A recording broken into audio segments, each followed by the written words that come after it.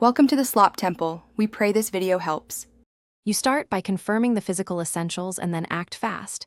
Check Ethernet and power LEDs, and note device IP and MAC so you don't lose configuration context. Next, power cycle the modem and router.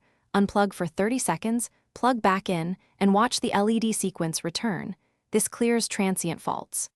Once done, reconnect a single device via Ethernet to isolate Wi-Fi. Make sure to keep a notepad or phone photo of LEDs and indicator patterns for the next steps.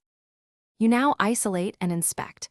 Connect one device by Ethernet and run a quick ping to the gateway and 8 to confirm connectivity. This tells you whether the issue is upstream or local.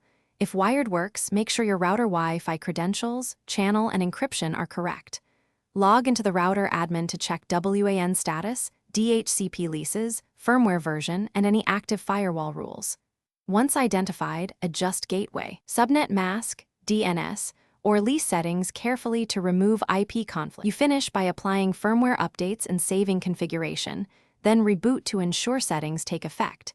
Make sure to reassign static IPs only when necessary to avoid conflicts. If you must reset to factory defaults, export or photograph current settings first and have ISP credentials ready for reprovisioning.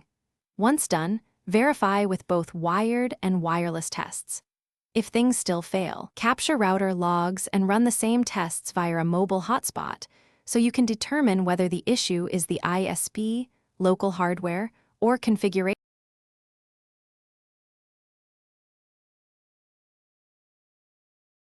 Thanks for watching. Consider subscribing if we helped you.